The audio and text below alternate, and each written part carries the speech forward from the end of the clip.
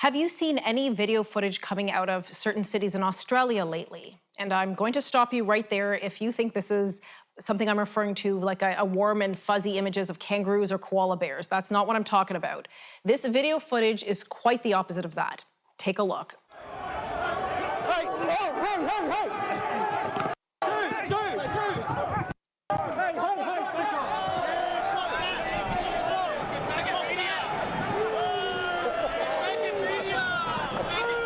Police public order warning. You have previously been directed to leave. Leave now or force may be used. Throw at the coppers, look at that! Look at that, they're throwing at the coppers! Get him! Whoa! What you saw there are the streets of Melbourne, Australia, which is in the midst of a severe lockdown. It's 6th to date. Melbourne can now claim the title as the world's most locked-down city. Restrictions to Aussie freedom in some cities include no traveling outside of a certain kilometrage of your residence. It was recently increased, for example, to 15 kilometers in Melbourne.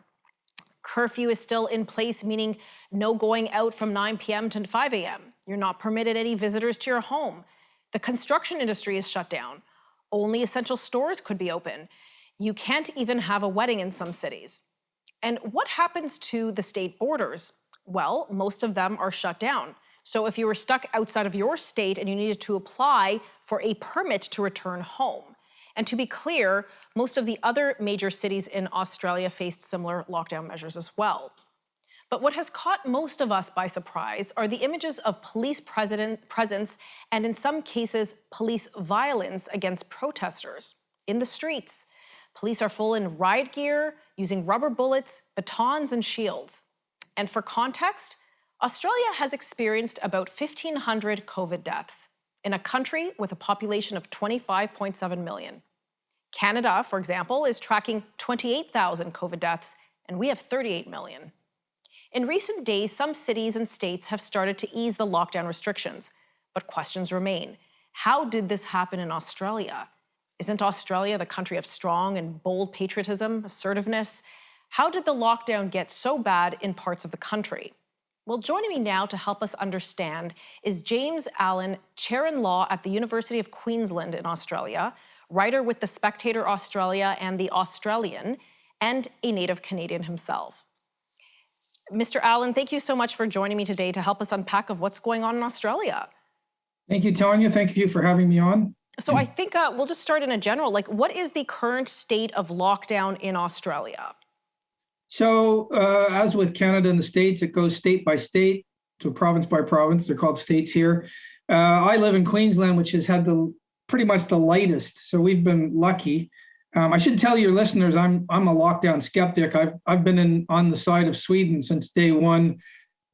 What you hardly ever hear in the media is that as of November 2019, the WHO and all of the accumulated 100 years worth of scientific evidence was against lockdowns, against masks, treat the people who are vulnerable. And that got thrown out the window in the course of 2.5 months in 2020. And no one has ever explained what new evidence we have to justify getting rid of 110 years worth of accumulated evidence. Sweden stuck with the original 2019 plan. And people don't talk about Sweden anymore because they're doing so well. 14,000 and change deaths. They never locked down. They never closed the business. They put some restrictions on big gatherings. Maybe 500 was a limit. Wow. Their epidemiologist, Anders Tegnell, and he's already saying, look, we got it right. And he said, I just copied the British plan, which the Brits threw out because Boris didn't have a backbone. It's hard not to look at Sweden and say, because what you don't hear in the media is this is not a disease that hits everyone equally. So this is the latest Stanford data. This is for unvaccinated people. If you're under 20, your survival rate, if you get it, is 99.997%. If you're under 20 to 29, it's 99.986. 30 to 39, 99.969. It doesn't drop below 99.7 until you get to the over 70s.